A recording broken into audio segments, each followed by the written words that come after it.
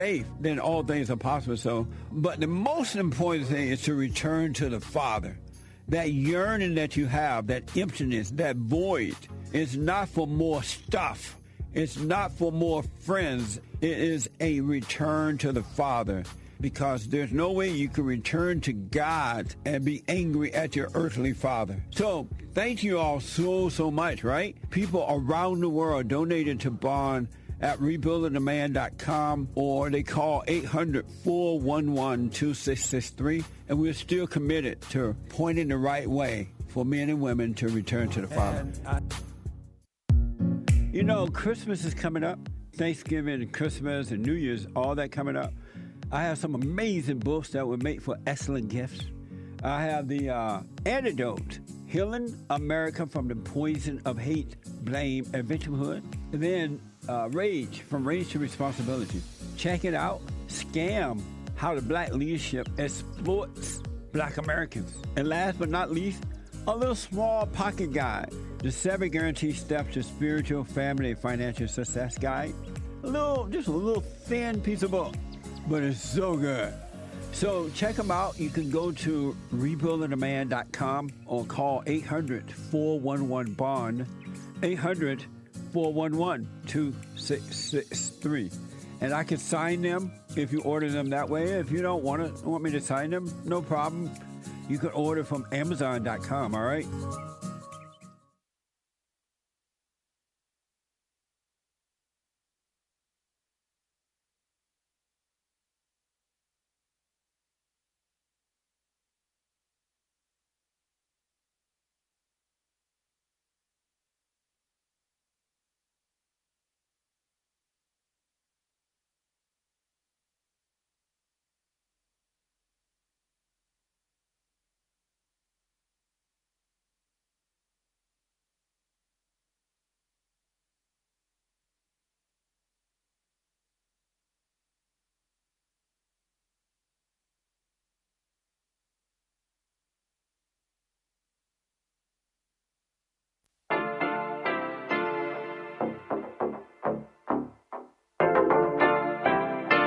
Isn't he Mexican? Colombian. He calls himself American.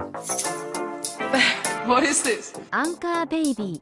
And in this corner, it's the American Anchor Baby. Daddy's home. That's an offensive term. People find that hurtful. You mean it's not politically correct? Excuse me. I'll use the word anchor baby. No, he's an anchor baby in Canada. Tell him we still rolling with Trump, too. Anchor baby, the whole thing sounds horrific. You're just making it sound like immigrants are these horrific, greedy people. Ustedes pueden aceptar mi negocio o aceptar las consecuencias. Plata o plomo. So you would be considered white, in my opinion. You the blackest one in this room, I think so. And what happened was his mama got pregnant on the other side of the border, and then a few hours before, just before it was time for him to pop out, she jumped across the border and let him fall on American soil. So he became the anchor baby. They don't call him the anchor baby for nothing. Amazing. We like this anchor baby, right?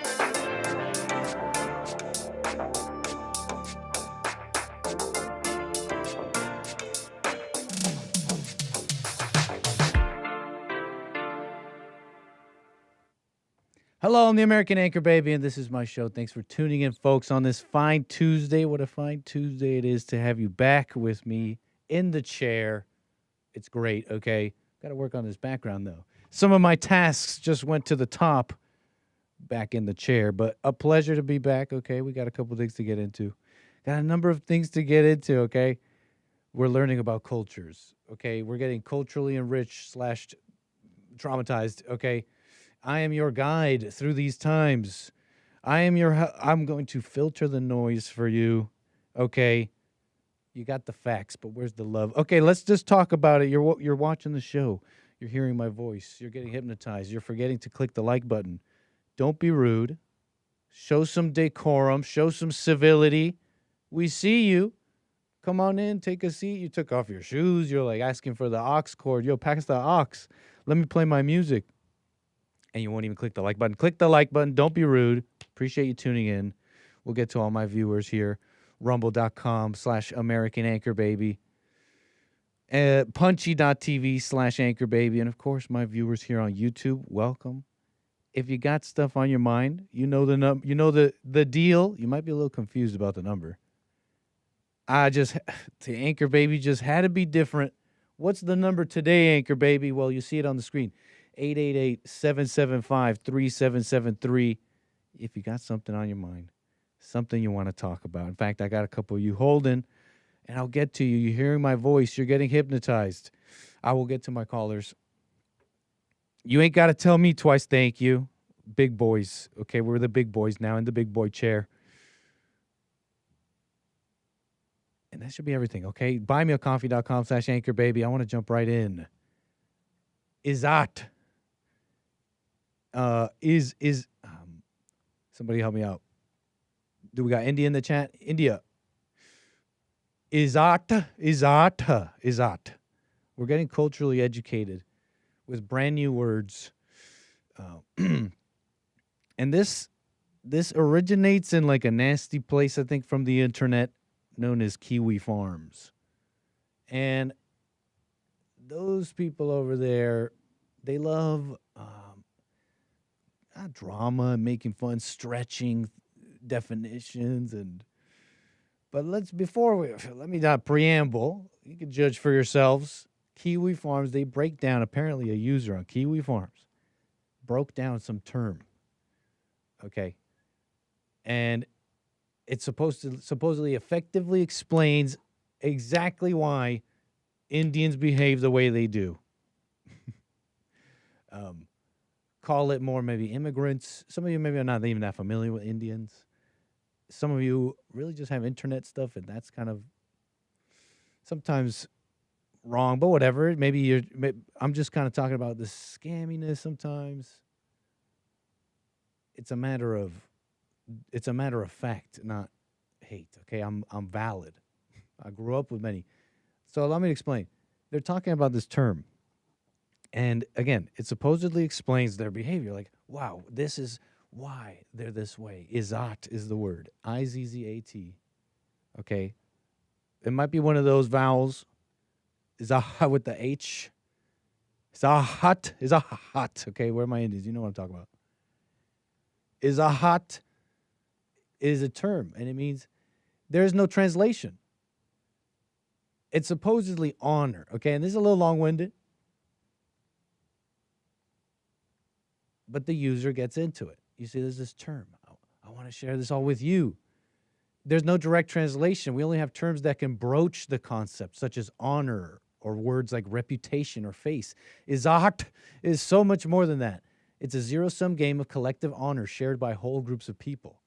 And they take it very seriously, okay? This person says it's foreign to Western enlightenment values, whatever that is. And it's not good faith. It conflicts with it's not about who is right or wrong. It's about who wins or loses. It's a social currency of sorts. Winning is righteous. Losing is unrighteous. That means if someone plays the game well enough, you can get away with anything. Two people get into an argument, and it might escalate, but chances are it won't be that bad. Sorry, I broke your garden gnome. But with two Indians in an argument, the stakes are always deadly, thanks to IZZAT. Neither of them can back down, nor can they admit fault. Admitting fault is seen as deliberately humiliating yourself because it's shared. So if you do something good for somebody, it's like, wow, thanks. We are now sharing IZZAT, and I can never go against you. I will always back you up. Same thing goes for the other side. You do unto me, I will do unto you tenfold, and your family. And everyone you know. IZZAT is also the reason why police are reluctant to get involved in disputes.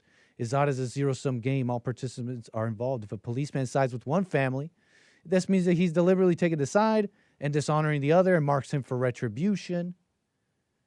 You're like, Nick, this is just some internet, okay, racism. You're telling me, Nick, this is just some internet racism. Some of you are like, okay, I don't want to say it all out, but this is hitting, man. I met them a lot. I live around them or seen it. This is making sense, bro. And then, this other page kind of explains what I already said. And you're sitting there thinking like, whoa, man, this is deep. Maybe some of you are like, no, this is just racist. Like, okay, for those people, it's even a Wikipedia article. Now, the Wikipedia is not even that. There's a lot of color added to the post I was showing you. But the concept here in Wikipedia, they call it's a concept of honor, prevalent in India, Bangladesh, Pakistan. It applies universally. It refers to the reputation of oneself and one's family in the eyes of society. Ooh, reputation. We'll get back to that. Maintaining this societal reputation by all means necessary. Okay, they have a little blurb here on how IZZAT, by the way, has curtailed the freedom and rights of women. So remember that, reader. It's kind of bad. But they call it equality in giving, but also equality in vengeance. Okay, the Wikipedia heads have an article on this. I'm not saying it's the truth of all things, but the idea of reciprocity in both friendship and enmity is deeply embedded in IZZAT. It's required, for example, that a person goes to any lengths to come to the assistance of those who had previously helped them, and to fail to do so is dishonor one's debt and lose IZZAT. And you know, this whole Wikipedia thing is kind of interesting. It kind of they have a whole segment on how politics, like pre-1947 India, and then British rule India, and they describe the difficulty of implementing like governance in India because of IZZAT, the politics of IZZAT. There's writings on it. This Wikipedia cites those people that were there at the time, calling it the politics of IZZAT. And look, this is from Wikipedia. The politics of IZZAT has been cited as a key reason for the rise of elected politicians from hitherto backward communities who have done little to economically benefit their communities, but have created greater IZZAT for them by creating powerful political blocs. Okay. Is that sounding somewhat familiar? Is that sounding somewhat, you're drawing your parallels maybe a little bit? You know, two things real quick, if I may move on. Because IZZAT was interesting to me for a number of reasons. You know, all the cultures are coming up. We're talking about what's good, what's not. Who are these people that are coming in? What's wrong, what's right? And I'm seeing number one, my first comment on this is the conversation around it is kind of funny to me. I'm seeing the people on X like, wow, we figured it out. Oh my gosh, they believe in this crap called IZZAT. But how do I put this? How do I put it simply? It's just human nature. You know, you get so complicated, like, okay, this is just this Indian concept now. Notice how IZZAT is apparently just being a crappy person, you know, being tribal. And it's in the positive and negative. Notice it's like, now this person did something good for me and I don't want to lose. I don't know. Notice how it's like a self-serving thing. Now I got to back them up even if they're wrong. Where's the honor? Where's the true honor in that? Like, notice how IZZAT is apparently just being a crappy person. You understand? Like, keep it simple. Maybe it's a spiritual thing. Maybe it's like Christian teaching. And that has its place in how different it is. But it's just human nature. I mean, maybe Christianity is if you were worldly, you'd say, well, maybe that's just a Christian worldview. But if you're like me, we grew up here. Why move from that? Do you want IZZAT? treat each other as you wish to be treated, etc. It's definitely a different thinking, right? But it's not. Understand what I'm saying here? Like, it's like we talked about this word recently, not that recently, but we've talked about a number of words. Okay, I like to culturally enrich / traumatize you, and we talked about the word frayer. Remember frayer? Can't think of any more recently, but that was the Jews are in the news a bunch. Okay, we talked about this word. It means sucker. It's like a Yiddish word. And look, there's articles on this. I'm not. Okay, be a mensch. Be a mensch is a phrase you'll likely hear frequently growing up in a Jewish neighborhood in the United States. And, okay, mensch is like, be a good person. Strive for compassion, honesty, tikkun olam, fixing the world. Okay, that could get a little... people have their different views on that. But I'm with that. Like, I think I've met mensches, you know? I think I've met a mensch or two. Maybe one. And they're like, yeah, general goodness and just, you know... And a good person is like, okay, dumb, like nobody's good, but They're talking about society here. It's a worldly thing. We're just thinking worldly here.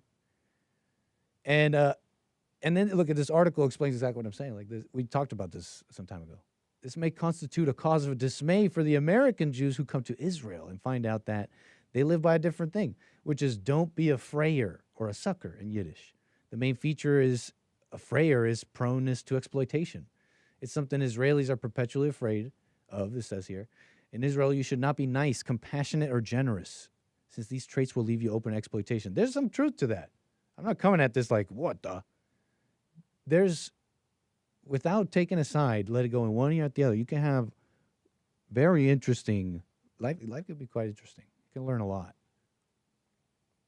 Don't be a frayer. So I'm just describing kind of different ways of living, but you see how IZZAT, anti-frayer-ishness, it's all just like tribal. Some people like this word, but, when I use these words, I feel like I'm saying more than I want to say.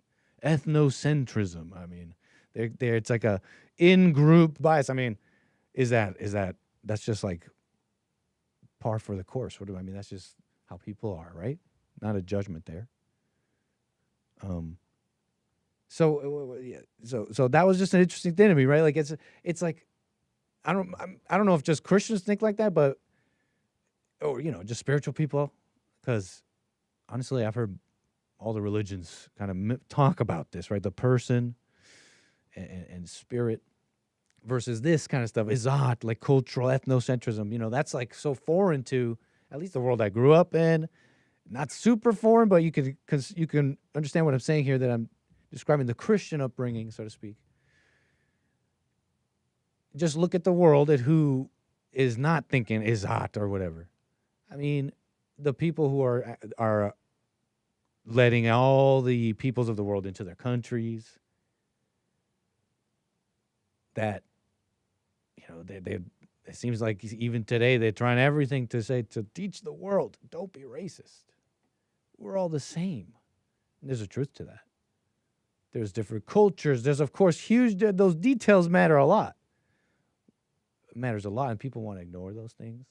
And people with agendas want to ignore those things and tell you to make that decision for you on what you should care about, right? Those details, how different people are, the cultures. But yeah, when you look at, okay, well, who's not thinking IZZAT and that kind of stuff, right? It's like the whites, the Christians, and those are the ones who their countries are being invaded. They're going down. They're disappearing. I mean, maybe that's exaggerated, but I mean, show me another culture or race of people in the globe whose numbers are going down, like significantly, like every year, becoming minorities. Maybe there's other ones, but nobody talks about it. Nobody calls my show about it. Tell me, hey, Nick, there's a genocide of XYZ. Those are all populations that are growing in and outside of Gaza, Israel, everywhere, literally everywhere else. So IZZAT, I mean, interesting, no? It's just like, for the people who are like, oh, I'm so smart, I figured out IZZAT. It's like just human nature. Look at yourself. You can be IZZAT very easily. The whites, the Christians, the people I'm talking about, I see a path where they do the very same thing. I see it kind of now. You've heard the description, how blacks blame the whites are blaming the Jews. It's a fair description. That's not me making I have my own movement. I have my own movement, and it's got this, right, like I'm going against, right now there's a big talk about Jews, and I actually have a different movement. That's just me speaking my mind. IZZAT, I mean, it's human nature. Isn't that kind of funny? It's just human nature. It's like, you're just being a crappy person. You're just not being honest. You're not being honest. You're not being, and it's not that complicated. And you're not that smart for figuring out some term. It's in all people, right? We could compare the cultures. They could be a little different. But whatever. It's like directions, right? Where are the whites? Where do I see the youth going? I mean, some positive, some negative. I see calls coming in. I want to get to all of you. We got a number of things to get into. Your super chats and all that.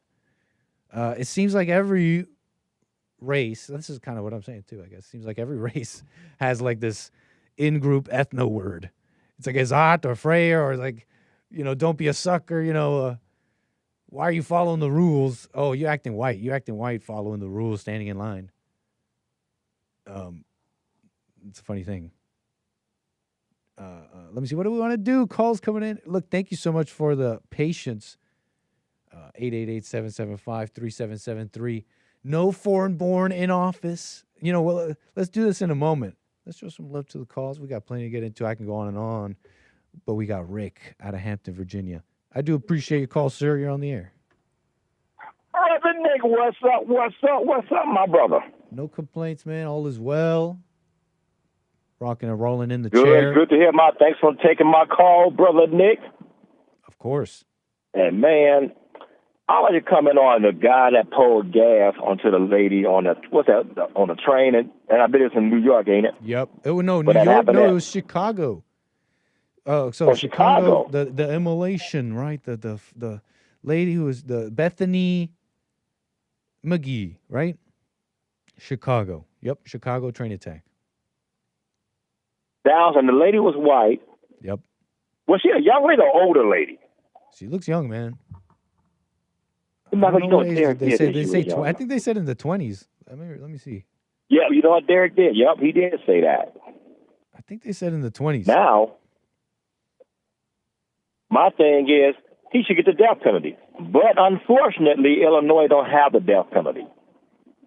I'm at the point, I don't believe in people being insane, because if you can plan a murder attack, you ain't all that crazy. Oh, and I believe people should get the death penalty. My bad, Chad. He's a little loud, but I'm following. You're saying if you could plan an attack, you're not all that crazy. Go on. That's right. You're not. You're not all that crazy, man. You know exactly what you're doing. But I guarantee they tell you that you about to receive the death penalty. You don't know what that means. Oh, that is a great. Yeah, I love what you're bringing up. I mean, I don't want to cut you off, but it's so true. I mean, I just personally, I understand you're making this point. It's like, well, how mentally ill? You're not that mentally ill, but it's like I don't even want to fall in that framework. Consider this: mental illness is not a good excuse to not have the consequences of this world that anybody else. Exactly, and they have been using that, and the liberals use it till they can't use it no more. Then you have a lot of liberals say that's outlawed the death penalty. I truly believe the death penalty, if it's done right, if you got 100% no shadow of a doubt evidence, that person should be executed. It is so true, and it's not. People want to go with this compassion, but where's the compassion for just the semblance of society that everybody who wants to live in this world? And it's like before we even get into you want to, because people want to say, well, that's not going to work. That's not going to work. Well, how about we try it? And I'm not saying death penalty. I know it's like, how about we try it? There's no one doing that, Nick. Okay, but how about just penalties? This guy was arrested 72 times. You're like, how about we just try it? You're like, Nick, he's just mentally ill. Arresting him is not going to fix it. It's like, how about you just try it? Tell him you're going to have some deep penalties, and let's see if he understands that. You know, and that's what most of the liberals say. Oh, he's not going to fix it. He ain't took somebody's life. He know exactly what he's doing. Because I can guarantee you, Brother Nick, if you tell him he's about to get the death penalty, he's going to know exactly what that means. Trust me. I know, right? It's like, you're not that crazy. Let me see your eyes go wide. That's right. Because they have used that so much, man. And, you know. I don't know if I've ever seen anyone that out of their head that they can't, right? It's like, I don't know if that is even a possibility. Consider what I'm saying. I'm not a doctor. Right. But if you're like thinking and breathing, sure, it may be distorted. You may even have physical issues, missing parts of your brain. But if you're thinking and breathing, that doesn't exist that you're too crazy to know what you're doing. And that's what the liberals put. Oh, he's in shame, outlaw the death penalty, because you can put somebody innocent in. That's very rare. If it's done right, if you got a videotape, unedited, showing exactly this man robbing a store and he shoot 2 store employees, he don't need to be on death row for no 2 or 3 years. Even the Bible says executed fast. And it should be fast, yeah. There's nobody cares about it. It's upside down. You know, the insane asylum is run by the insane people. The judges feel bad for the people. When I say the judges want this, now there's maybe even like people who want chaos and death for political reasons. Chaos, right? And divides. There's plans out there that people have that's written out about flooding a welfare system to have a communist takeover. But look, I'm not denying any of that. But when I say like people, these judges want these outcomes because they tell you, they say, well, I shouldn't be arresting everyone because the state's attorney tells me to. I think when I see darker skin colors, they say this. They say I think differently, and they think that they're activists, right? So they want this. They tell you this. They say, no, these people shouldn't be in jail. They're mentally ill. They're telling you this. See, that critical race theory, all that mess, all critical race theory is, to on that same note, is making blacks irritatable, making them angry and rage, and make them more victims. And it would make the whites feel guilty and have an irritating heart. What I mean by irritating heart is like you'll hear whites say, look, we're giving the blacks all we can give them. What more do they want? That's an irritable heart. But guilty, a lot of them are feeling guilty, for something they had nothing to do with slavery, That is a fair point, man. All I hear is compassion. We need more compassion, but it's not even compassion what they're really describing, but what they call compassion, there's more of that than ever. Compassion, what the liberals call, is people not being accountable for the crimes they cause. Yeah. There's more of that than ever. They got all that and some. Yeah. They got all the compassion and all that in the world. And it's so crazy, man. You get Chicago, you get the blacks always complaining about their high taxes, but yet their leadership is all black. And when your taxes go up, your property value went up. So a lot of times they feed into the liberals' emotions and most blacks' emotions, and they run off that without them understanding the full effect. Because when your property value goes, you better believe. When your property value goes up, your property tax is going up.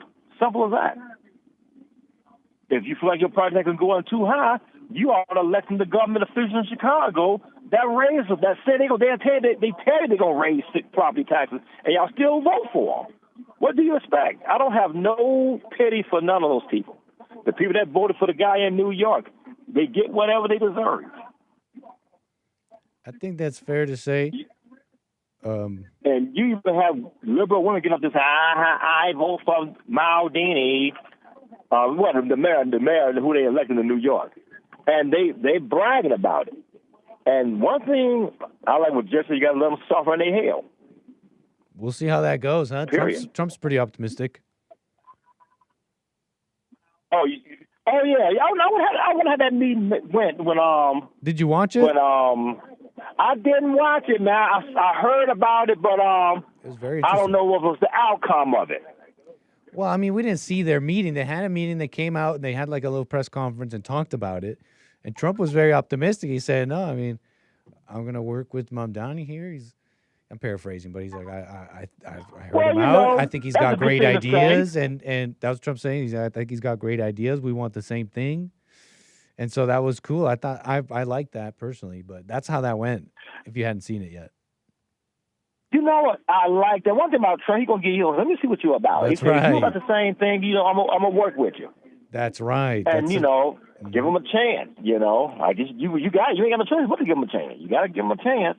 And just see what his policies shape up to be. 100%, Rick. But we spent plenty of time there, sir. Anything else you want to say here before we move the wheels? Man, thanks for taking my call, Nick. Man, of course. Are you guys gonna be live for the Thanksgiving week, Thursday and Friday? I think so. I know you may have heard yes, but okay. I'm gonna say I think so. Okay then. Well, I'm gonna try and tune in those days, man. 'Cause Thanksgiving, y'all gonna have any turkey up at the studio? Oh yeah, you know what? We'll see. We got some help in the studio. We got some help here now, and they care about such things. But Rick, I appreciate it, man. Happy Thanksgiving and all that. Call me again. Thanks for taking my call, Nick. Love you guys. Be blessed, man. Keep spreading the word, brother Nick. Call me again, sir. Yes, sir. 888-775-3773. Shall we? Chase out of Texas, sir. How you doing? Yeah, well, like I said, you deal here, you clean this house and take care of the dog. Oh, Is Chase talking to somebody else? Those can be a little Yeah. dangerous. Whoa, those can be dangerous conversations. Chase, are you hearing me? Hold on. Yeah, what's up, Nicholas? Hey, how you doing, sir? I'm glad I didn't know you I'm were- glad I didn't put know down you your were gonna volume. get Don't that. worry, I hope nobody heard what's going on, and not doxing your wildlife, and I don't know if it still is, but Oh, yeah, we it's kept the not. show safe. No worries, Chase. Welcome. Okay, yeah. I was. You want to say hi? Yes, I don't know. It's like you don't say hi no more. You can say hi. That's my friend. Oh, you're talking to somebody else.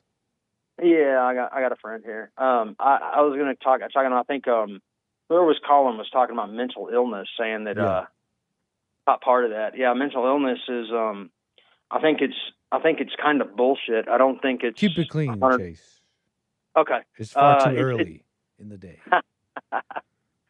Yeah, it's just kind of sort of. It's not that it's not real, especially when you're dealing with things that are neurological, like ADHD. Real ADHD is supposed to be neurological, but it's not. It's manageable. It's nothing like it shouldn't be called a disability. It should be like kids growing up that have different disorders. People, even adults with different disorders.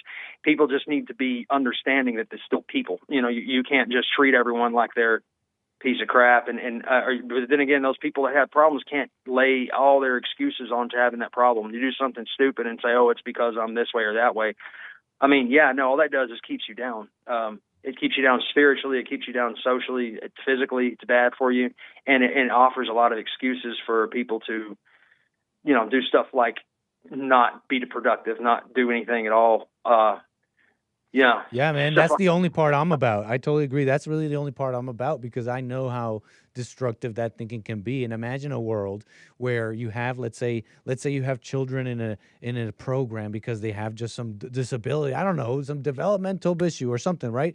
But you treated them like everybody else. I'm not saying this world can't accommodate them, but you can't start off with the accommodation. Why does this world start off with you're disabled, you're broken, let's give you everything? No, how about no, try your best to reach try your best to reach this where everybody else can reach it, and we'll understand if you can't. But you got to try your best there. And if you don't, and if we don't treat you that way, which includes like, hey, if this guy over here without mental illness can get the death penalty, you should get it too. It should be allowed for you too, because you can't just go around killing people. That's what I'm talking about, and that's my vibe. Right, and on top of that too, you make an example because someone who's mentally ill could definitely be a danger. And then you know how they add in stuff. That's a lot of the medicines they give to. If you look up a lot of the school shooters and their medications, usually, I think almost always, every case, they have a history with bipolar and schizophrenia, but they're also doped up on serotonin inhibitors, which favors aggression. Extra serotonin in the brain. Yeah, it'll favor delusions and aggressions, and anything that increases tons of dopamine is going to also agitate schizophrenia. A euphoric state. It's like mania, euphoria. Yeah, that's closely related to instability, violence.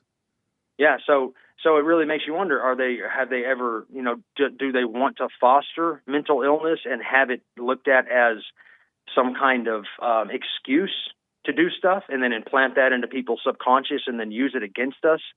Because, like a nanny state, they're not gonna tell the little boys that need to be treated like little boys to go run in the woods and fight and do normal boy stuff to become what they need to be, trying to make everyone soft on purpose and using mental illness and the DSM-5 and now the DSM-6 as a weapon against us, as opposed to trying to help us, like they do with a lot of the technology, like the banks do with a lot of the technology. I mean, it's one of those things that unless you know, it wouldn't even the answer to that wouldn't even matter, because in effect that's what's happening. Whether it was by accident, unless you know, right? Unless you know, it's like the fact remains that we're living in it. We're living in like some of the things you describe. I agree with some of that, and the way out is the person, the individual, turning right inside. Yeah. Yeah, exactly. All right, man. Well, that's all I had to say. I Chase, gotta go. Man, thanks. Yeah, thank you. Call me again, sir. 888-775-3773.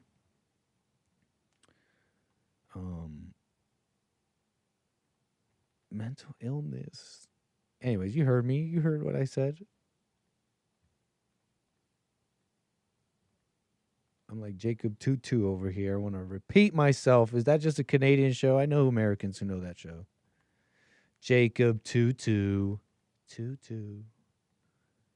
But anyways, yeah, we're going there. Yeah.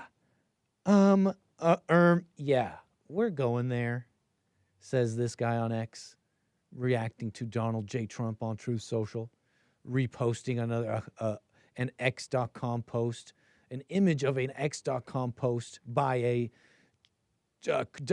by a commentary account, parodying maybe just kind of the imagery of Trump, right? Commentary, Donald J. Trump on X. Image of that, Truth Social by Donald J. Trump, then reposted on X by this individual who's saying, yeah, we're going there. Okay. And the post is, would you support the idea of foreign-born citizens being barred from where did this account come from? Is this an American account? You guys seen that, by the way? X.com reveals where all the accounts are actually from. We're literally, it's a daily foreign propaganda campaign, either individual or governmental, daily on X, turns out. Yeah, all these accounts from other countries pretending to be from here. It's not like as if we couldn't tell from the English. Would you support the idea of foreign-born citizens be barred from running for office? It's, would you support the idea of foreign-born citizens? Would you support the idea of foreign-born citizens, of barring foreign-born citizens from running for office? If I may help you there, commentary Donald Trump on X. We might get into that, by the way, later. The foreigners on X, but yes or no? Donald Trump is considering it. Yeah, we're going there. I'm being a little facetious, maybe. I think it's just funny. I like this conversation. I think Trump really is going there. And nice. It's no foreign-born. Yeah, citizens. That's the idea. No foreign-born citizens, barring foreign-born citizens. So you come here and you become a citizen, but that doesn't mean you get to start running for office. Okay, that may be your children. I don't know, but not you. No anchor babies. No anchor babies in office, and I can get with that. I can get with that. I mean, we can argue principle all day or something like that, but on just fact, I'm just like, okay, let's run it down the list of like who's running America, and then we see, okay, they're foreign-born, but they're citizens, and okay, all they do is endlessly IZZAT and Freyer for their own ethnic groups. And now it's like on your face. Remember before, I don't know, things have changed so fast. The game now is like in your face.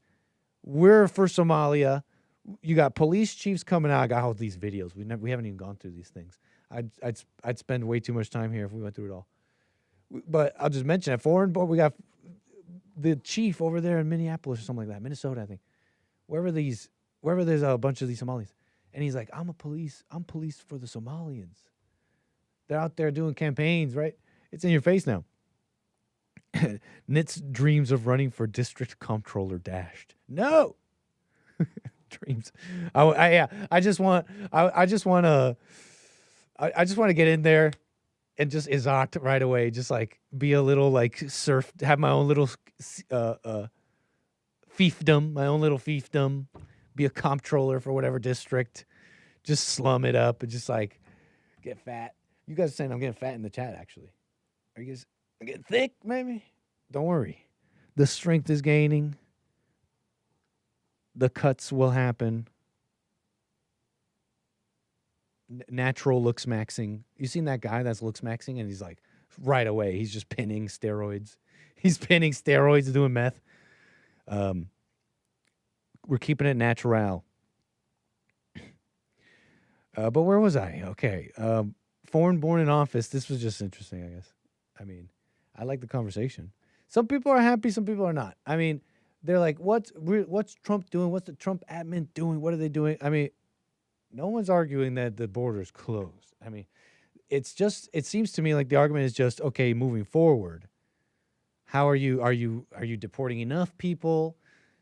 Are enough are enough American workers getting helped here? I mean, look, Stephen Miller, and he's in the administration right now. No, I know he's the Jewish hawk for America, the American border,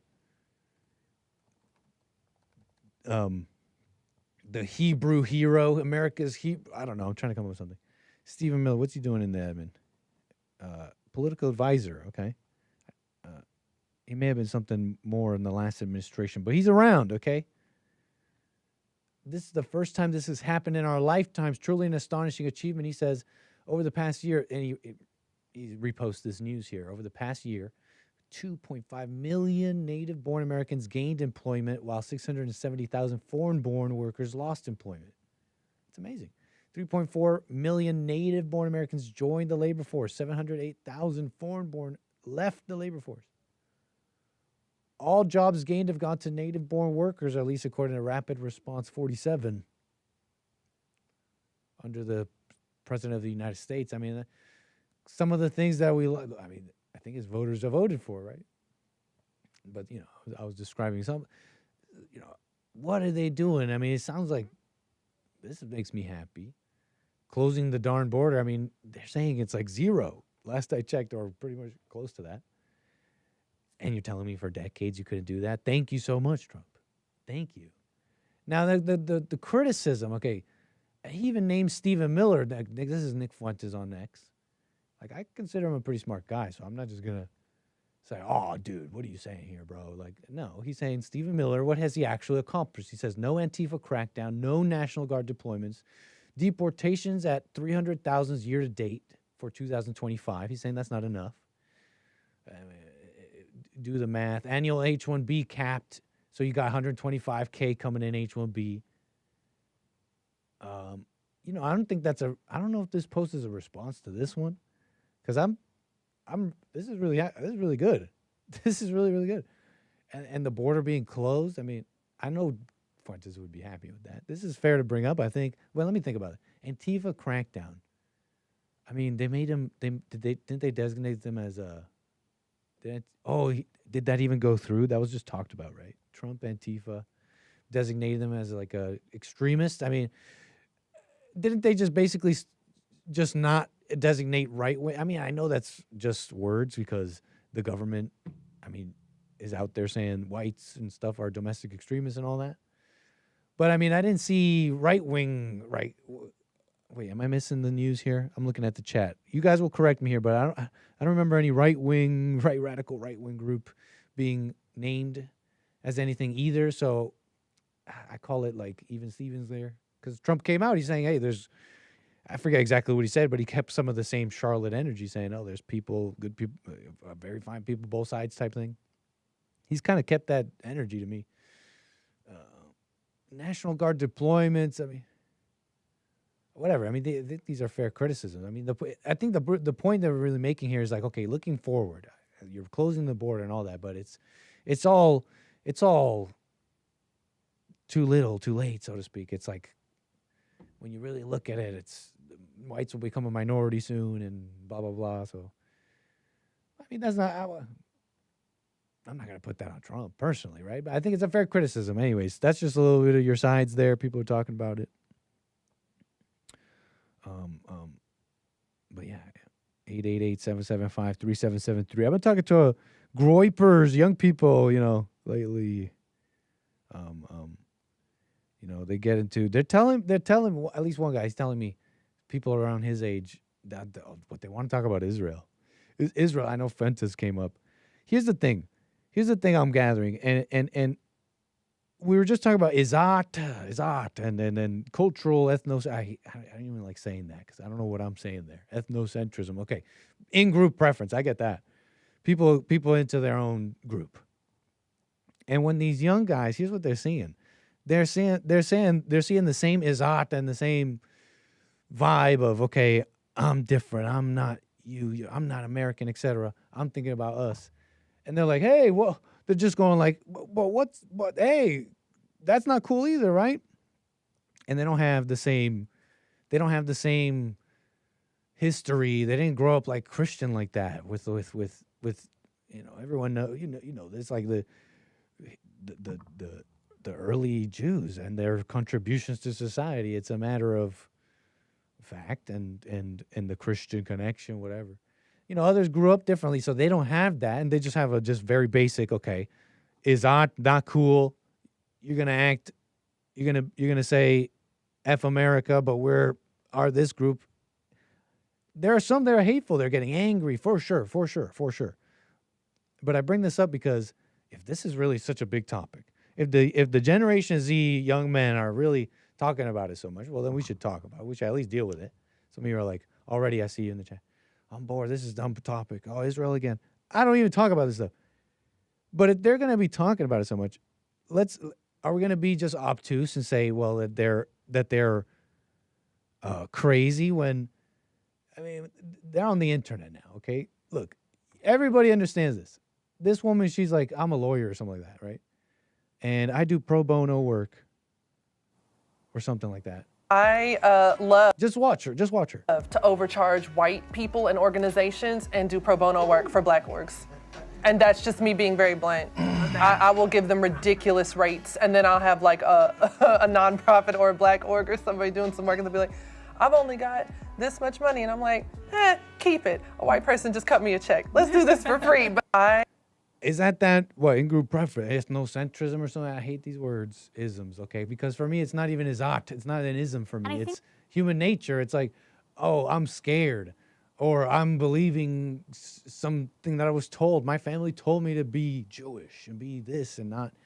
And they don't see beyond that. That in many ways, people act like the people they criticize. It's like a spiritual thing, okay?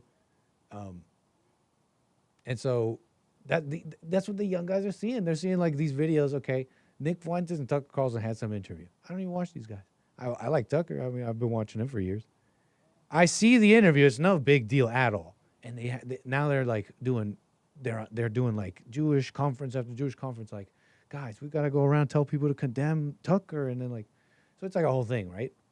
Now I don't take it that deep. It's just it's people being people. Like they believe that they're being opposed. I mean, and then when you see how some people act, why wouldn't they think that? I mean, I'm thinking about. There was something recently. What was it? It was a great example for what I'm saying right now. Oh, those guys, those Christian guys, putting the bacon on the, going against those Muslim guys over in that university. Those guys were acting like psychos. Like, take your towel off. Take your towel. Like, that guy was acting like a psycho, even though Muslims should not be here and holding power. And they're totally here to conquest. They say it openly now. And they hate the Christians. They hate the white man. They hate the America.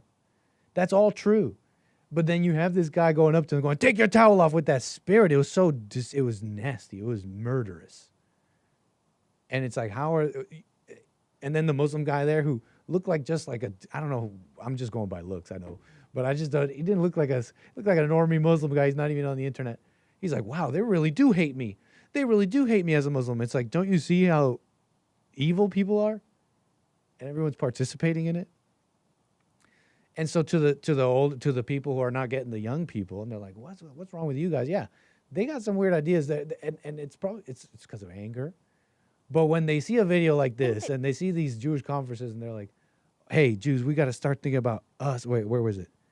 And because these people have historic guilt. I think that zooming.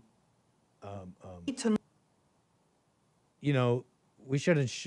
They're just gonna get angrier and crazier. We should be like, okay, you're seeing what you're seeing, but let's have a little sophistication. Don't be angry. That's why we have Jesse. What a truth there. Fight. You need to know. This is the video that's going around, right? This is Melanie Phillips, okay, at what they're calling a pro-Israel conference in New York City. Know and love your identity. Israel gets it. Now, diaspora Jews need also to realize you are not just Americans with Judaism added on. In Britain, they're not just British Jews with Judaism added on. They are part of the British people, you are part of the Jewish people and the Jewish nation, and that should come first. First and foremost, you are Jews. Everything else is secondary. To fight, you need to know and... So, and that was just some of it. I mean, I bring this up because I look at this and I'm like, almost to the Jews too. It's like, out of love, it's like, you're going to push people away, people that I don't think should be enemies. I mean, it seemed to work out before. It seemed to be just fine, I think, to some degree. I mean, all peoples have their differences and maybe their enmities and all that, but it seemed to work. I mean, there's a lot of cases to be made. For all the talk that's been saying, you start off with, you love all people, obviously. But even just worldly stuff like Israel being an ally and all that, there's cases to be made to all that. So, yeah, this is, how do I put this? I mean, it's a fear thing. This wasn't the clip where she says that they have a historic guilt, though. Where was it? Why say such a thing, right? I mean, there's people my age who they just saw stuff in a book, like they never had a hatred of Jews. Why would you call it a historic guilt? What a terrible thing to say, right? And then we'll get to calls, 888-775-3773. Here we go. An alliance, an unholy alliance between the left and the Islamists, an alliance which has turned language and thought in itself inside out to produce an image of demonic Jewish control over the world. It is as if we are living through a posthumous victory of both Stalin and Hitler. Why has this happened? There are many reasons, complicated. Holocaust guilt by the West is part of it. The idea that they can never again have the reality of the Jew as victim. They have to cast the Jew instead as the victimizer to escape their own historic guilt, not just for the Holocaust, but for centuries of Jewish persecution. We have the rise of identity politics based on the hatred of the Western nation state, the hatred of Western culture itself, which has produced for decades an onslaught by Western intellectual elites on the West's core values. And the onslaught on the West's core values has meant an onslaught on Judaism. She's kind of right about some things here. That she ties it to Judaism, though, that all the core values are like from Judaism. And yes, that Christianity, I mean, it underpins it all as well because, well, everyone's Christian. But it comes from Judaism, so it's all the values are from Judaism. She says a little comment here that people are really not happy about because they're really identified with their side. She says something like, and Christianity, I mean, it was just a sect. You could look at it a certain way. It was just a Jewish sect that got out of control. Could say, whatever. It's somewhere there. People are getting real mad about that. I mean, they're a little too identified. I'd say to the young people a little bit, how do I put this? It's like, there's a number of things I want to comment on. Like first, the Judaism values she's describing. I mean, it's a fact that the early Israelites, the Hebrews from thousands of years ago, yeah, they contributed to society, folks. Okay, it's just open and shut. And the Bible and all that comes from a very, very, very, very old culture. Now there were other old cultures, though. I mean, I was reading about the Codex of Hammurabi and all that. So there were other cultures, old and all that. So it's just a matter of respect to all of it. But she was saying, look, to the young people, they see this. It's like, okay, I get it. I see what you're describing. At the same time, though, have a little sophistication. It's not all like this. This is a particular, this is like in my mind, like the liberal Jew and all that. It's not, there's a maturity and a sensibility. I think I've seen it personally. You guys don't like Dennis Prager. Some of you guys don't. I see him as like a mature guy, sensible. He's even commented on all this. I thought he took a really sensible stance, you know? And this is kind of what I was saying to the Jews out of love in this little segment. He describes this Megyn Kelly and Tucker Carlson and some of the things that that have been discussed here.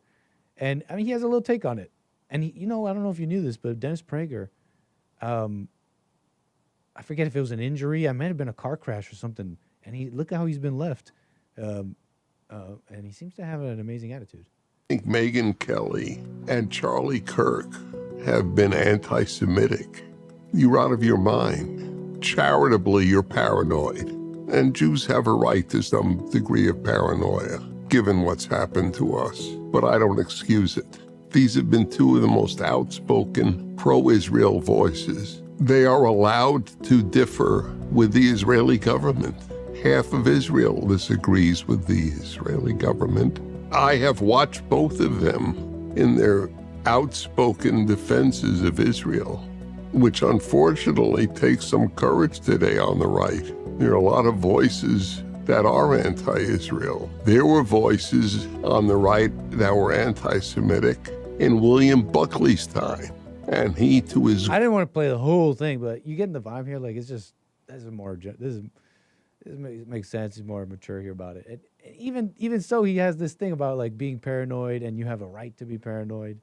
And I guess I don't know how to really put this succinctly. I mean, I don't know. It's like people... I don't even know how to handle that, right? I grew up I only have my little lifetime. Yes, I read about it now that you mention it. I've read about it a little bit, about Jews, Europeans, etc., and just trouble over the years, right? It's just a cult. I call it, for me, in my mind, I parse it simply. I mean, it's religions.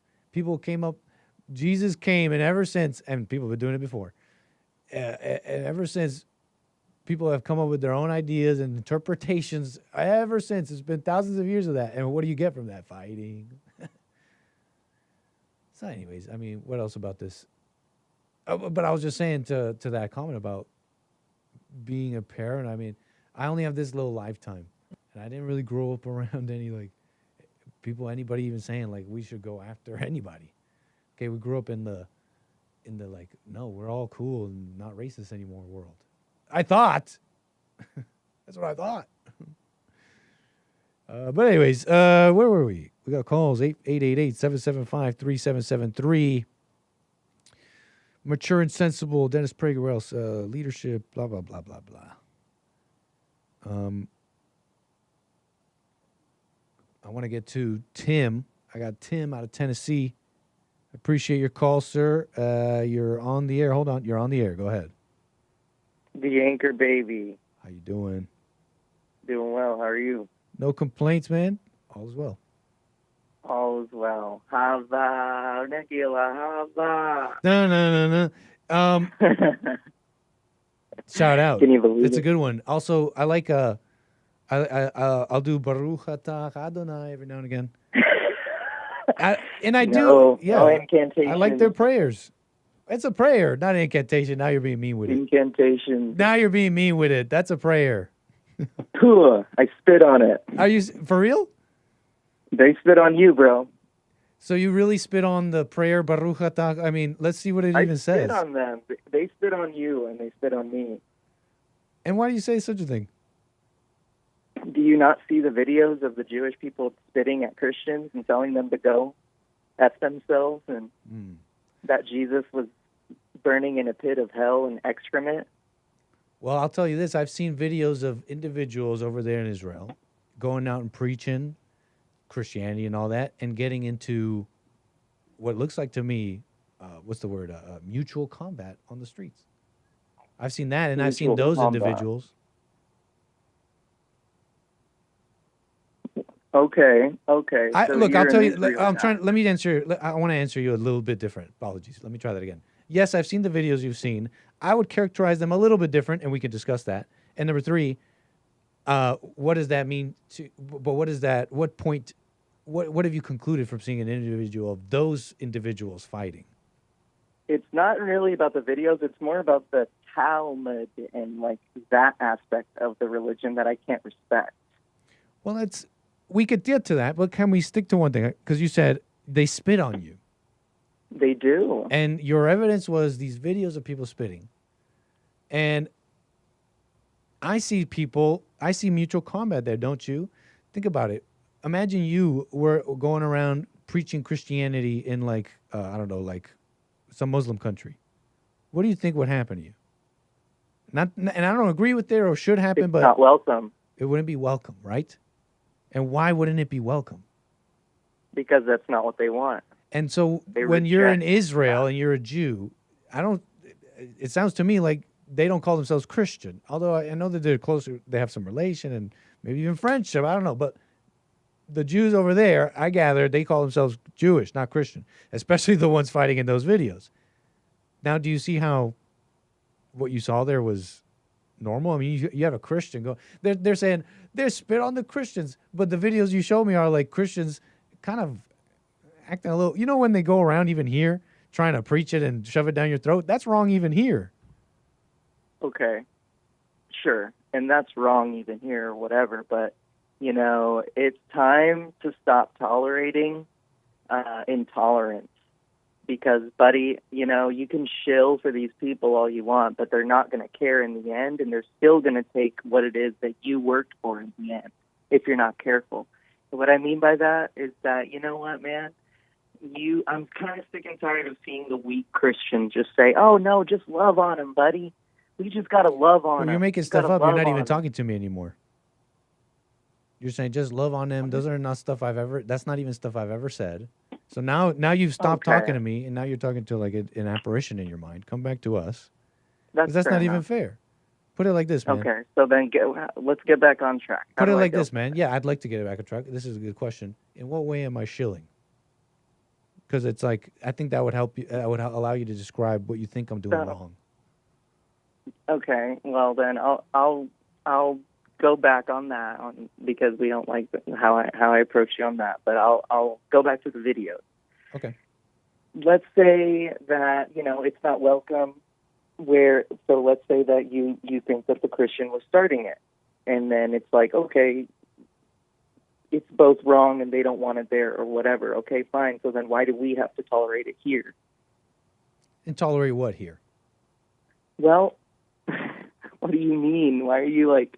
No, I'm not trying to be obtuse. I want to follow your. I really wouldn't know. You said tolerated here. Are you saying being spit on by Jews or something? I want you to describe it to me because I really don't know. Sure. I'm saying that why is it that it's a weakness that is occurring in the Christian American. It's a weakness, I think. And I don't know if I'm making any sense here, and maybe somebody knows what I'm saying. Maybe not you, Anchor Baby. I'm trying to express it the best I can. And thank you for that. But, you know, of course, I love your show, and I love what y'all do. So that's why I'm trying to, like, I want to get it off my chest. I think literally everybody can call my show, including you, including this topic. So I want to give it the proper time. So put it like this. I know you're just trying to describe, but how about the simple question of, you said, if they don't have to tolerate the Christians starting stuff over there, why should we tolerate it here? Describe that. What are we tolerating here that you think we should not be tolerating, and that's wrong? Well, it's kind of like if they reject what we believe, and we reject what they believe, then why are we not treating it equally? Why do they keep us out of their land, but we bring them into our land? But that's not a good... And welcome even more the Muslim, too. And, the Muslim, that's a deep rejection of Jesus. But that's not a good logical... That's not a logical reason for the stuff you want. If you wanted to restrict people from coming, there's a logic. You could say, well, like these immigrants, they don't care about America. They don't want to be American. It doesn't even make sense. But I don't understand the connection you're making here. It's like they spit on us over there. It's just, It's not logical. Like no, the answer remains, do you still need to answer the question of what's happening here that you have a problem with?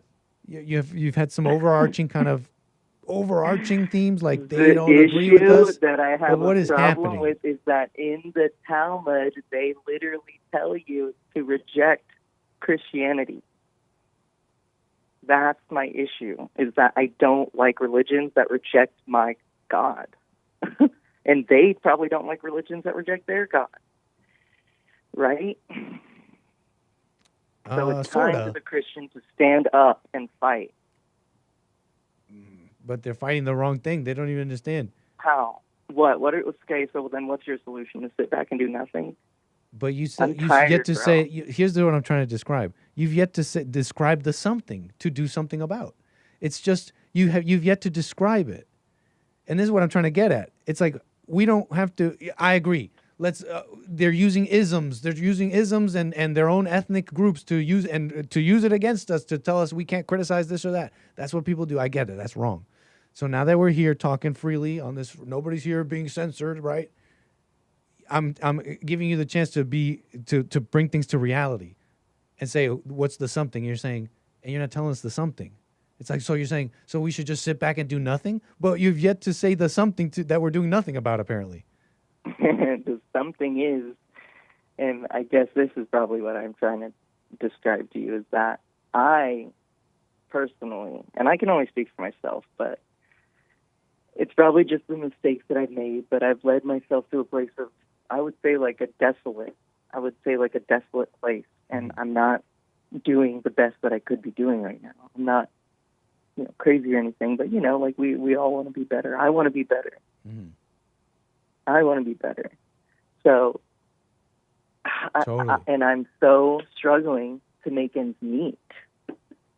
And I'm so struggling to keep these things like in my life in check. And I'm just really tired of like looking around and seeing what is happening to the country. And I'm just sick of watching it fade away while I can't do anything about it. Why don't you just let it fade away?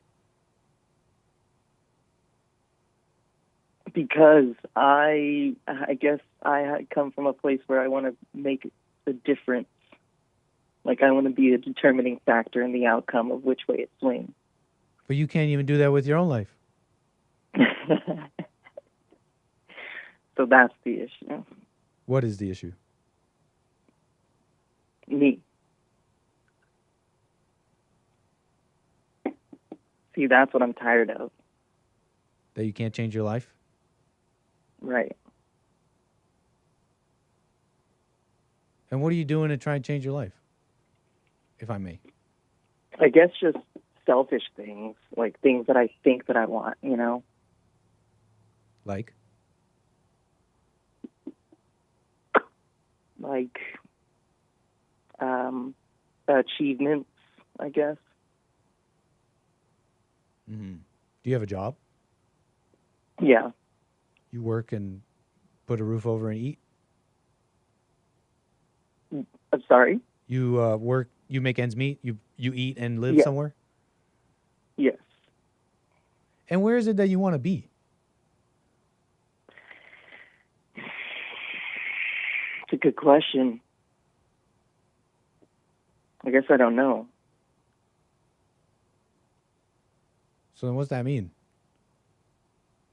I need to figure that out. Sounds like that's all you've been doing, trying to figure that out. So then I need to make a determination. I don't know.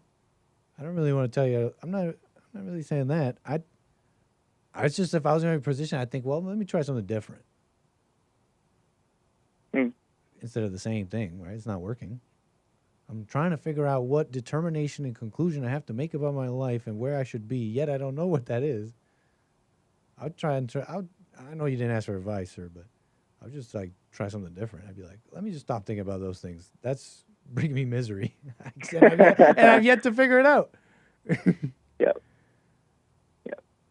Have you? Because think about it. you You're seen working. You're paying your stuff. You're like, what more do you? Well, you're doing you said it. something.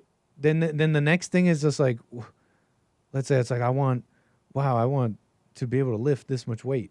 I know that's maybe silly and shallow, but that's something on my mind.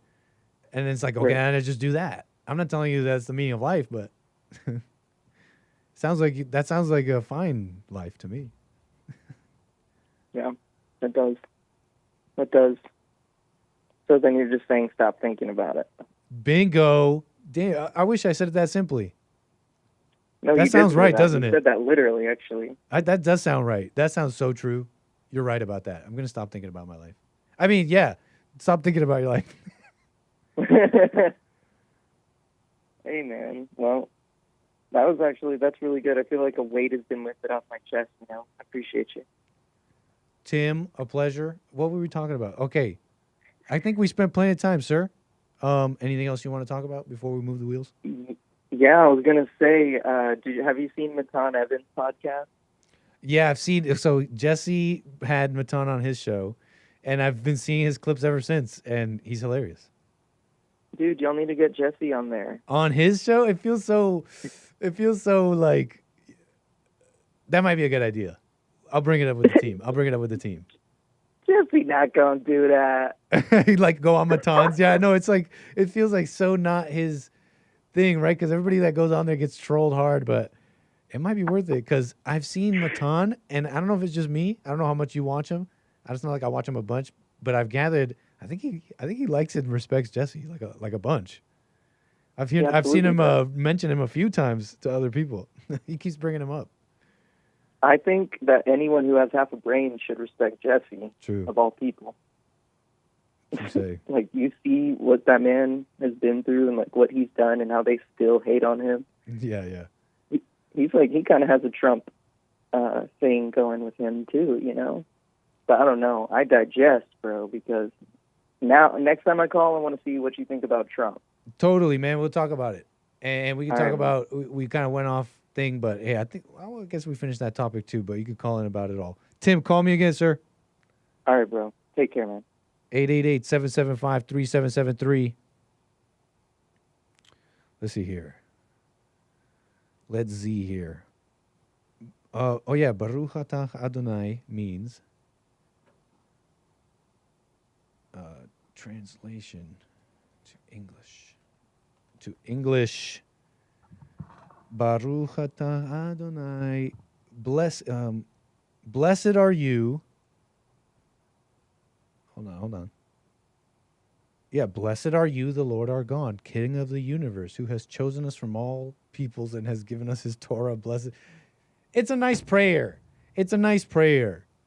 Okay? King of the universe, who's chosen us from all the peoples, given us his Torah. Blessed are you, the Lord, giver of the Torah. Baruch atah. It's a nice prayer. Okay? I like them. Okay? Stop it. Moving on, we got this selfish, this caller yesterday, they were just shocked at my commentary on homeless people and being selfish, and got into it with him a little bit. It was fun. It was just like, whatever. I let it go on a bit. Maybe I got into it. In the wrong way. I wasn't thinking it was wrong. Great guy, Alan. Great. Thank you for your calls. And he was like, man, I just never heard people talk about homeless people like that. Like, selfish? Like, they don't have anything. They literally own nothing. They're on the streets. How could they be selfish? And again, I bring this back up because there is a deep point there that's like beyond the little like back and forth. That's like conservative, liberal, like, okay, don't you get it? Like, there's a deep point about just human nature. It's not a hatred thing. It's not like we should hate the homeless. It's about understanding, okay? Because all I hear is about this compassion thing, and they got it so wrong. Maybe this person posted this. This is what I wake up to at 6 a.m. leaving for work. We need security. And this is like the front of their building, these lobbies, apartment buildings. It looks like, honestly, that looks like, let me see. Let's check that. That looks like, oh yeah, that's a classic. What's that? Chat, anybody know this apartment code, this apartment building entrance security box? Where my pen tester's at? Okay, that's the King, right? The King apartment. What is it? This is important to me. Hold on.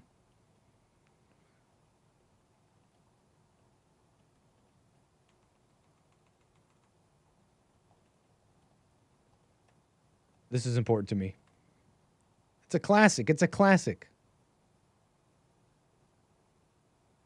Okay, come on.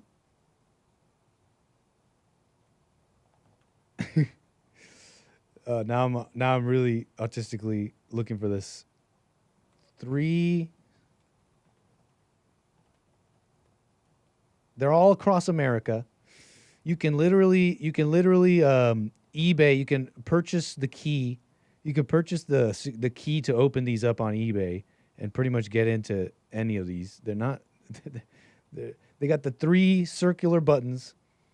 They're the king something.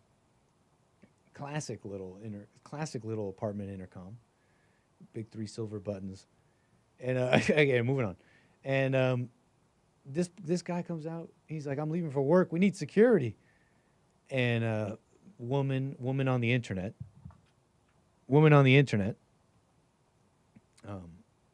Is like, maybe we need a livable wage, compassion, affordable housing, compassion, again, more funding for programs and shelters, mental health support for the homeless, and how about a little bit more compassion?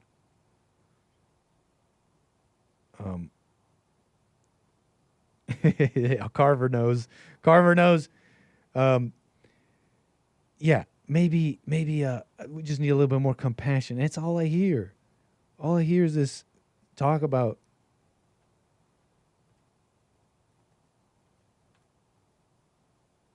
oh my God, did I find it? Hold on. There it is. Yeah, obviously everybody, it's DKS. Okay, classic apartment intercom. Everybody, right? Just a classic, okay? You could get a key for these. Just a classic little machine. People are like, Nick, nobody knows this. Door King, they're called Door King intercoms. With the A and the Z and the pound sign, okay? Just the classics, okay? We get only the classics here. Okay. Moving on. It's called Door King, DKS. Maybe we need more compassion. I'm just tired of hearing that. Because it's not even like a fact thing. Like, oh, stupid woman on the internet. Don't you know the facts? The programs are corrupt and they're losing the money and the blah blah blah. Because all these arguments always still operate in this framework that apparently all that is apparently compassion. It's not. None of that is compassion. Giving them money is not compassion. None of that's compassion. Letting them just be on the streets is not compassion. Nothing about it is compassionate. Compassion. Definition. What does the world define, right? Sympathetic pity, concern for the sufferings. But it's not even that. Because if you were concerned, right? If you were concerned with the sufferings, now maybe here's where I'm missing it. Because concern in the world just means you feel something, right? So in that sense, yeah, you are being quite compassionate. All you're doing is just feeling. You're like, wow, look at you with your sufferings. Let me observe. Here I am observing you suffering. Look at you suffering and me observing it and feeling it. Wow, that's okay. That's concern, and if you feel that, you're compassionate. But I don't know what kind of world that is because I don't know. I grew up maybe different. Maybe it's like, and these things may be lies, but that's what we were told, right? Friends, right? You care about each other. You help each other. It's not just like a word you say. It's not just like, wow, look at you. You're trying to help them. Don't you know you're putting them deeper in hell? Don't you know that you're giving them more ability to debase themselves? Here's more money and food and aid for you to continue debasing yourself. Don't you know that you're removing the thing that all people have? Or do you not see them as an equal? Do you see them as less than you? Or do you think you're that much better than these people? That you want to remove the basic pain that everybody feels that might serve to change you in your life because you're like, okay, I don't want to feel that pain anymore. I'm hungry. I might as well get a job. You think you're better than them? And then the selfishness, they really are. I mean, just think about when you want to take away things. When you say, hey, clean that up. You're ruining my business. They get mad at you. They get mad at you. No, you think they're so compassionate and understanding. No. They get mad at you when you want to take away, when you let's say you realize what I realize, you're like, wow, they're just being kept in their hell by all this aid. I'll save them. Let me go to them and tell them, hey, you're being kept in your cave. Come out of the cave with me. They'll kill you for that. Be like, no, give me my aid. What are you doing? So I just want to make that clear, because it wasn't like I'm trying to fight. I was like, not that I need to prove myself to people, but if it's a one thing, you're watching a show, you're here to watch the anchor, baby. And if it's one thing I want to do is express myself. No, it's not a hatred thing. I don't want them to die. Okay, it's just like, why do you hate them? I'm trying to point that out. So thank you, Alan. Great call. Appreciate that. Compassion. They got plenty of that. What they call compassion, they got plenty of. But anyways. Dressed up as Zelensky today. I shake my head. I got the Zelensky on. Shout out. But is Zelensky on the thickness, though? Is Zelensky getting thick? I don't think so. I don't think he's growing out this way. Okay? Folks, we're growing out this way. If you're just listening, I got my fingers pointing out to the left and right. Okay? But okay, I'm just messing around. Like, enough with the ego. Here for chat. Thank you, Chris. Let me see here. We want to get to my super chatters. Where was I? We had something else here for you. Oh, yeah. Mamdani Trump. I know we watched it Friday together. It's not like I have a big take or anything. Let's move through this quickly. But, you know, people are calling Fuentes a communist lately. I've been seeing it all over X. They're like, this guy. And they're sharing this clip of him saying, oh, I forget exactly how he put it, but it sounded like he was willing to work with the left.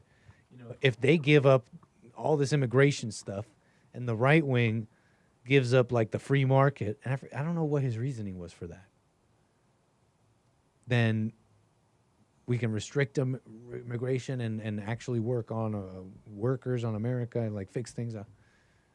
I don't know. It sounded like it sounded like it made some sense about just because like people kind of want the same things. They have their own ideas. Some are really radical. They're crazy. They're really hateful. They want revolution. It's the white man. It's this and that. But you know, some of those voters out there, like that video we saw, it's like, and they're mad too. They can be pretty nasty, and they're not into like the white man, but they're like, I feel like the government made us poor or something, right? Or the government isolated me, or the Jews or the blacks or the whites isolated me and made me have a bad life. It's like, if it's bad for you, it's bad for a lot of people. You've got to do what you can do in your life today. You just have to. No one's going to do it for you. So you can't complain and blame. But yeah, they're calling him a communist for wanting to work with the left. And is it over, chat? Because is Trump a communist now? Wait, I wish I had like some cool music here. I don't know what would be like fascist. I don't even know what would be like a cool song. I don't know. But you got Trump on the left and Zohran Mamdani on the right. Okay, so it took one meeting. This is the fascist and the communist? This is your fascist and the communist? They had one meeting and now they're dressing the same. They got the same colors on. It's a psyop. It's a joke. Trump's not a fascist. He's going to work with him. You guys are saying it's all a show. Okay, dude, let's not freak out. It's just wardrobes. They obviously have, I'm going to have to explain this to y'all. They obviously have like wardrobe specialists. Like I bet you Obama, maroon scarf. It's like a fall color thing. It's like a Thanksgiving. It's like a fall color. Look, see, there's Michelle Obama, maroon. They have burgundy. Is that the color? Is that the color burgundy? I don't know colors. Burgundy. Is that burgundy? Okay, so Trump and Obama and Mamdani are you're going to tell me from this picture? Where's Trump? Where's Obama?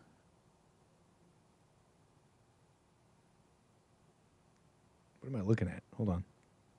Look, it's a fashion thing or something. They have wardrobe people. Okay, duh. Right? So, moving on.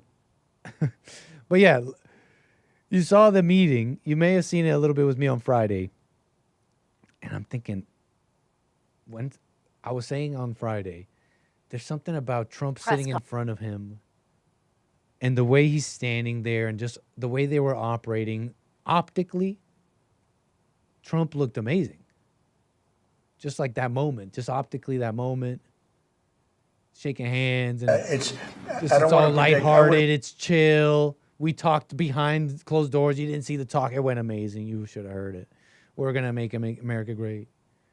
There, he's patting his back. He's like, "Call me a fascist, no biggie." You saw that moment, right? The news, the media, they're like, "But you were calling him a fascist, right? Do you have anything to say about that now?" And he's about to answer. Trump's like, just call me a fascist. It's fine. Because it was obvious Mamdani was about to go into a big old explanation, talk out of both sides of his mouth. Who cares? I don't know. And then I saw Mamdani on Meet the Press, and I was like, I knew it. The vibes were perfect. The vibes were perfect. You know, he's patting his back. He's like, just call me a fascist. We're cool. Behind closed doors, we're talking. It totally deflated Mamdani, like completely. Like in that. That's to say, you know, the whole like he's a fascist stuff, right? Press conference. Because now you're gonna come on to Meet the Press and say, because she's gonna ask him the same thing, like, okay, you called him. We all saw the fascist little moment. What are your thoughts on that? And he's like, yeah, no, he's a fascist. I'll call him that, no problem. But you see how it's like totally deflated now. Reporter it's asked so funny. you whether you believe that President Trump is in fact a fascist, a word that you've used in the past. You were about to answer. Then President Trump sort of jumped in and he said, quote, "That's okay. You can just say yes. It's easier than explaining it." So, Mr. Mayor-elect, just to be very clear, do you think that President Trump is a fascist? And after President Trump said that, I said yes. And so you do. And that's something that I've said in the past. I say it today. And I think what I appreciated about the conversation. You know, it's like, whatever, bro. That I had with the president was that we were not shy about the places of disagreement about the politics that has brought us to this moment. And I just thought, dealing with people moves, genius, right? I mean, he just got the energy right on that. Imagine him coming at this just totally combative. No, he's a communist. I'm going to watch you. And I don't even think it was strategy personally. I don't think it was like grand strategy, 4D chess. We got to make it look like this. So the left does this and I do that. I honestly think, this is my opinion, it's just Trump operating right. Because consider, he literally, that's what he was doing. A lot of his supporters weren't happy. There were people in that room who were like raising their eyebrows and walking out and like, wow. When Trump was like, I'm not scared of a Mamdani mayor becoming mayor. I agree with his ideas. I think a lot of conservatives are going to be surprised. Those are the things he was saying. Because he's operating correctly, folks. Yes, he went around saying, I'm going to tax whiter neighborhoods, but he's not doing that right now. He was elected. Mamdani was elected. This is perfect operation. Like, he was elected. He's going to run New York, and Trump wants New York to be okay. And then apparently they talked, and if the things he wants are things he agrees with, that's all it is. Characterization, communist, call myself this and that is secondary to what's happening. It's just a matter of operating right. It's not even that deep. Oh, like 4D chess. It's just, this is how you operate. He's not taxing the white neighborhoods right now. And that would be so wrong. Maybe even something should be done about that. I don't know what to say. I don't know how to even operate there federally. Because it's just not, that doesn't make sense in America. You can't allow that. Even though that's like all sorts of that kind of stuff is happening, but de facto, right? A mayor coming in, running a city, saying we're going to tax white neighborhood. But that's not happening right now. So I thought that was awesome. Nothing more than Trump operating correctly there, in my opinion.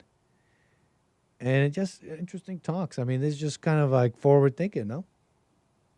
Doesn't feel old, stale. It's like, hey, we want things to work. How's this really going to go down? It also puts into question just how radical this Mamdani really is, huh? So it was talk. Elections, power. Wow. It's just politics all over again, huh? All it ever was. So anyways. Nitcoin. Nitcoin is the new cryptocurrency. You guys buying Nitcoin? I don't actually have a Nick. I don't actually have a cryptocurrency. If there's a Nitcoin out there, I don't run it. Don't buy it. Let me just put that out there. Buy Nit on the dip. You guys buying the dip? That's a joke. Don't buy Nitcoin if it exists. I'm not familiar with any Nitcoin. I'm not part of a crypto thing. Let me make that clear. Fascists are nice guys, I guess. Yeah, Mamdani, Trump, coalition, burgundy and black. It's a new America. That's so funny. You activated my trap card, Trump. You guys are cracking me up. Incredible.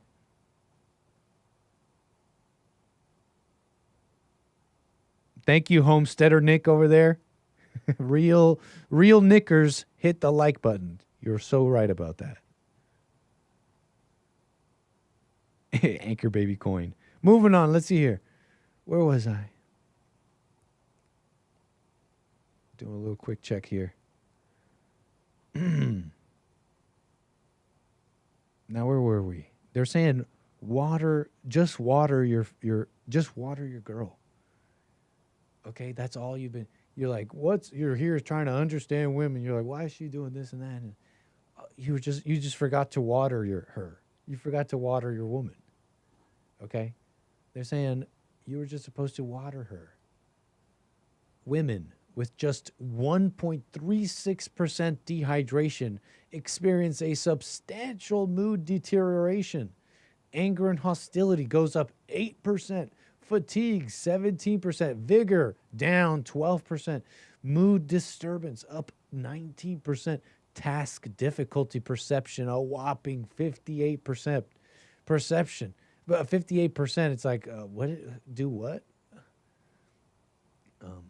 I told you not to do that. I don't remember. Concentration, down 45%. Headaches, double. That's the science, okay? The science is in, and I don't even know if that's really the science, because I didn't read the Journal of Nutrition on this. Mild dehydration affects mood in healthy young women. So I don't know if this person on X is making this up. But yeah, the numbers are in. Okay? The science is in. You were just supposed to water her. Okay? So the boyfriends were right all along. The femmes on the internet are like, oh my gosh, it's so cute. Haha. So cute. I was just needed a little water. Haha. I'm just a cute gorl. I'm just a cute gorl. I just needed a little water. You know, I'm thinking IZZAT all of a sudden. I'm thinking about IZZAT. You know, it's just a cultural word, right, Nick? The Indians are that way. It's because of IZZAT. You don't understand. It's their brown skin and their IZZAT. No. It's just being a crappy person. Okay? How about you work on yourself? Work on your life. Repent, turn to Jesus, and better yourself and those around you, and then your society, and then maybe your world will get better. And IZZAT, you won't be subject to IZZAT, huh? Or frayer, anti-frayerness and being afraid, or women. It's like, oh, I'm just dehydrated. No, how about, or I'm just PMSing, right? We've normalized. It's like everybody's allowed to be a bad person. You see what I'm saying? They all got a word for it. It's IZZAT. It's just cultural. It's just culture. It's just being a woman. It's just PMS. It's just dehydration. But men, right? Men, white men. You got to be a good person. You got to be your best. It's all you got. It's like, what do you got? Are you working hard? Are you? And it's not dehydration in men. It's anger and hostility. It's not dehydration in men. It's you have no vigor. You have a terrible mood. And there's no excuse. So, this is not an excuse, huh? Oh, water your girl. How about stop being a crappy person? You know what I'm saying? Be better. I don't wanna. Better yourself. Repent. How about repent from your evil ways? How about that? I don't want to. Dehydration. Get out of my face. That was a funny thing going around, right? Excuses. Speaking of women and men a little bit, here's a funny one. I want you to watch this guy. This one's got some of the women online a little bit disturbed, okay? They're a little bit disturbed. They didn't know that maybe some men thought like this. They didn't. Some are saying that they're victims here. They didn't know they were victims of such thinking here. They thought that they were in a loving relationship and the man they were with just loved them. It was just true love, just deep true love, whatever that means. They didn't know that there was a hot crazy scale. I want you to watch this guy explain the hot crazy scale to his woman. And he has the funniest thing, he's got this face. He's got this face of absolute satisfaction. His woman is horrified.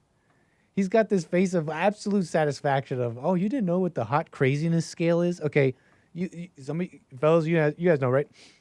It's like a graph, okay? I'll let him explain it. He's got this face of just pure, just like, he's just so happy with himself. You don't marry the hottest chick you ever been with. This might be I'm going to need Whoa, why did she just blast us there? Jeez. His voice was way lower than hers. My apologies. So she's not happy with the hot crazy scale. This might be a little vulgar. Apologies. I don't remember how vulgar it is. You don't marry the hottest chick you ever been with. I'm going to need every man right now to chime in on this explanation from my husband. So how did this start? Well, we're watching a show and it's Married at First Sight. And I'm like, do you think that girl is pretty? Her husband's not attracted to her. It's so sad. I think she's pretty. And he looks at her and he goes, yeah, she's pretty. She's an attractive human. And I'm like, and he's like, she's not the hottest girl I've ever seen. I'm like, okay, well, like, who's prettier, me or her? And he's like, push already, you know, it was just like tense. Play, let me see more of her. And then he's like, I think y'all are about the same. You know, she's not like super hot. She's not the most attractive woman I've ever seen, but she is a pretty human. And I'm like, what the fuck? Oh, excuse me? Please keep watching to see his explanation. You don't marry the hottest chick you ever been with. The hot scale and crazy scale, they run on the same axis, okay? So you don't want to, you got a girl down here, she's not very pretty at all, but her freaking crazy scale is down here too. So you marry the person who have the good looks, but not high on the crazy. There's a cross-sectional graph there you got to hit. He's so impressed with this. He's like, dude, this is so good. This is great info. I can't believe you've never heard of this. Go way low and get an ugly person who's not totally crazy. Or not crazy at all. And you can't get the hottest person that is super duper crazy you can't be around. There's a balance in there that you have to pick. Those are the people who... Yeah, that was her husband. Yeah, that was her husband. That said, don't marry the hottest girl. Who get married. So I'm not crazy. You're not super crazy. I didn't say you weren't crazy. I just said you weren't high on the crazy scale. But I'm not super attractive either. You know, once you get to the super they cut that out. Wait, where's that? Why is there a cut there? Why is there a jump cut there? Hold on, cameraman. Can a camerawoman be a cameraman? There's no camerawoman. Hold on. Why is there a jump cut there? I just said you weren't high on the crazy scale. But I'm not super attractive either. You know, once it cuts into no, and then it cuts. You get to the super attractive side, the crazy scale goes up. So then you're still not freaking married. So I'm just... He's trying to bring it back. He's suddenly realizing maybe where he is. Suddenly he's realized what might be happening here. Reel it back. No, you don't understand. You don't understand, honey. If it was any other way, we wouldn't be married. You want to, right, honey? Scale goes up. So then you're still not freaking married. So I'm just... There's a cross-sectional path in there that all men try to stick to. Unless you just like really crazy people, then you're up there. But you got to deal with the crazy. I don't want to deal with the crazy. I pick something in the cross-sectional I love you, path. honey. There's an love area you, honey. that you stay in. You do not get out of that. He's realizing. Area. See, honey, I love you. Okay. What do we think? Do I kill him now or when he's sleeping? Okay. This is so funny to me for some reason. Because the way he's describing that is so funny and so wrong. Like he's not, like it's right. People know the hot and crazy scale. People know this. And it's not based, it's not like nothing has to be hard and fast, okay? It's like you people out there with your so legalistic, you can't have like this nuance, this vibe thing that could maybe help you in life. So it doesn't have to be a hard and fast rule. But everybody knows this. Everybody knows that women are like way too into their looks. For me, I can put it a little bit more accurate. Because it's not just like the hotter is she's, the crazier she is. It's just the hotter she is, the more likely she is to be feeling herself. And oh my gosh, when a woman is feeling herself, she becomes a monster, or she can be. She could turn into a monster. Okay. So that's what they're getting at. But here's the thing, he's describing this, right? And she's horrified. She's like, so you calculated this? That's where you're missing it, ladies. Because you guys have, there's a moment that went viral that's on the men, right? Where the men are horrified that women think like this. And so you just calculated this, there's no love. Well, let me tell you this, newsflash, no, that's not love. It's rarely ever love, okay? It's just people ordering themselves, building things. It's an economic reason. It's for, there's physical reasons, pleasure, lust, all those things. It's rarely love. People don't have love, so just drop that, okay? You'll be better off. But you know, the love that you were told growing up. But look, put it like this. It's not calculated. You understand? Like, for most people, they're just going through life and people just kind of appear in your life. You know, that's just how it is for most people. So they're not going around like that calculated. She's definitely in her head and is taking it way, way harder. And it's like, didn't you get married? He's telling you here, it's like, but we wouldn't have been married otherwise. She's like, no, I need to be the hottest person. I need to be the hottest person you've ever seen. It's not that deep, ladies. This is just more funny, in my opinion.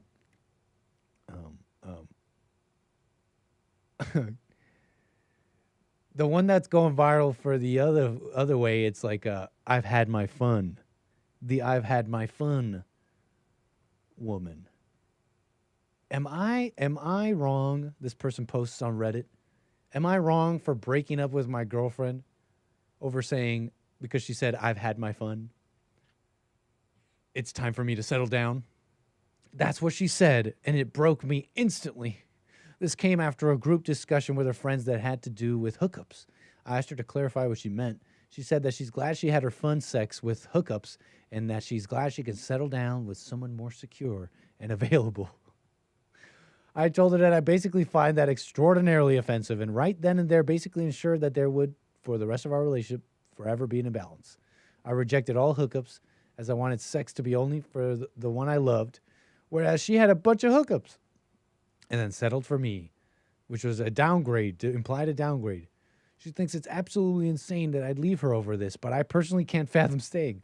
I mean, to put it quite bluntly, I felt like the biggest itch after she said that in front of her friends. I think the relationship and the one you want to spend your life with should be the fun part. Why would I want to stay in what has basically become an entirely one-sided relationship? She's reminiscing about the fun she had, but while I'm actively trying to make those memories. I'm sorry, but F that. Why should I be happy knowing that other guys got the super fun wild times for knowing her after a couple of hours, where I, giving her my 100%, gets the mediocre, tired version? How am I supposed to feel like I'm not putting in 10 times the effort that these other guys receive for a 10th in return? What the? I'm sorry, but I simply find that way of thinking simply incompatible. I feel like there would always be a major imbalance. I mean, what's done is done, but I'd love to know if this is an overreaction or not. First of all, this is fake, okay? This is not a real person. This person doesn't exist. This person is just code. This person is just like, look at the post said all the words. They said all the like right words that would go viral on the internet. Like, I've had my fun. It's time for me to settle down. Who actually talks like that? Okay, maybe some people talk like that, but I've had my fun. I went around having sex and had all this fun. It's time for me to settle down. Women Women are far too cunning to say something so obvious and on the nose. You know what I'm saying? Like, I just don't believe a woman saying that. You know, they're far too. That seems far too. Unless she's really young, but also went around and had a lot of fun sex. I wonder what happened there. That's far too honest. You know what I'm saying? Like that's this person. That's not a real situation. So I'll tell you that. Don't just watch the internet and get all in up. Start making conclusions about life. Okay, there's a lot of things that are not real.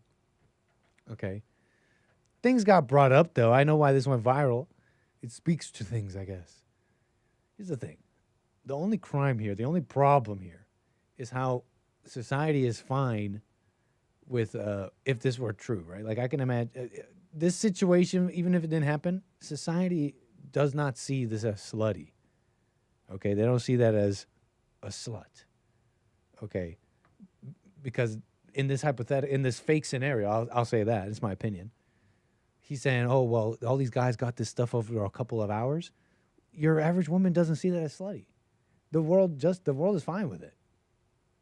They're fine with it. Yeah, where's the shame on that, right? That's gone. And that's really kind of like the only problem. You know, because this would be in her past.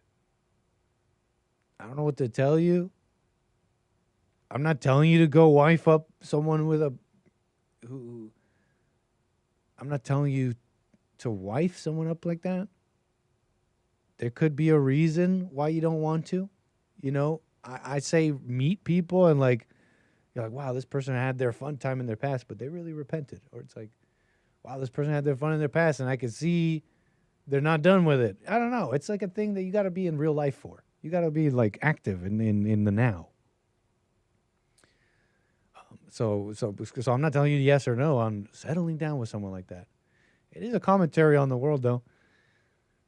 You know, the prospects, so to speak. You know, it's like already you're marrying. It's like there's already there's something. The fallen nature is already there. You simped on some. You have simped on some level, and now you're forced. It's like the only options you have is someone with all this experience. Nowadays, it's like they already have kids and stuff, and that's like all you got. And but hey, it goes both ways. It goes both ways, fellas. You ain't that hunkules. You know. You know what I'm saying? Yeah. That it almost sounds like I'm saying that's what all they were in history, but I'm just saying the prospects go both ways. The cutting of the prospects. This is in their past, so it goes both ways here. Yeah. So again, the only thing wrong is that she would be fine with speaking that out loud and saying that, and not thinking that that's absolutely slutty and just whoredom, like all the way.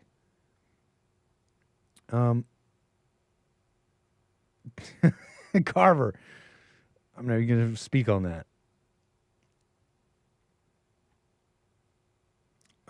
And it wouldn't be wrong for him to leave, by the way. The overreaction, you'll have to know that yourself, but if that was a real situation, it wouldn't be wrong for that. That would totally be a reason. And not even because she has a past, but because she's saying that out loud and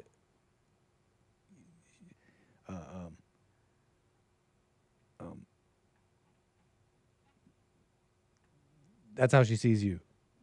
That's pretty disrespectful. And women are too cunning not to know that. You know what I'm saying? I'm just so innocent that I'm like, I just went around and had my fun, and now I'm going to settle for you. And no, it's literally just factual. Like I'm not trying to make you feel anyway. Yeah, that's rare. That's very rare. Moving on. Yeah, what else about this? Moving on. Just funny little segment with the ladies. But why do they hate men bettering themselves? And are they really bettering themselves, or are they just wearing different clothing? I mean, I'll let you decide. I know they're wearing the quarter zips, but black women are just they're hating on it right away. I thought it was only one video, but a couple of these went viral. So the black men are wearing the quarter zips. They're wearing suits and quarter zips. No more Nike Techs and Pusheisties. You know, those masks that make you look like a criminal. Like no more. It's a different era, and the women have nothing but complaints. Like maybe I'm too woke, but I don't find the quarter zip shit funny because I also didn't find it funny a couple years ago when all those black men put on suits and then stood around in suits. That's kind of funny though. I don't understand. You just standing now in suits. Okay, so you just standing. But I swear, it's like all you got is criticism. What men in general, but especially black men's obsession is with defining themselves by their clothing and not really actively. You did that, okay? And maybe not her, but their mamas did that, okay? You're going to like sit around and criticize. I swear, it's nothing but opposition with the women. And it's like your first op is your mama, and then you're out there bettering yourself. Let's wear quarter zips, and all they got is criticism. Like, man, you standing around. Why are you so obsessed with your clothing? What are you, gay? It's like you raised them like that. You raised them to be all effeminate. They learned that from their mamas on how to attract people, and it's like the looks and the clothing. Where do you think they learned that from? It's not deeper than just and then you turn around and hate on them. It's like, oh, we should destroy them and bring in immigration and replace them because these guys suck these days. Have you seen them? They're wearing quarter zips. Well, we can put on suits. I can also put on a suit. What is the point that you're trying to make here? Bro. Like, it's like costume. Like, let's dress up as the It's opposition everywhere, to the left, to the right. The social idea of success or productivity or decent, productive human being. I don't know. I don't even understand what y'all are trying to communicate to us. Y'all are constantly like. They're talking that. They're saying we're going to be productive and we're going to start. See, we look it. We're going to be it. We're going to look it. We're going to be it. We got the matcha. We're not wearing the Nike Techs.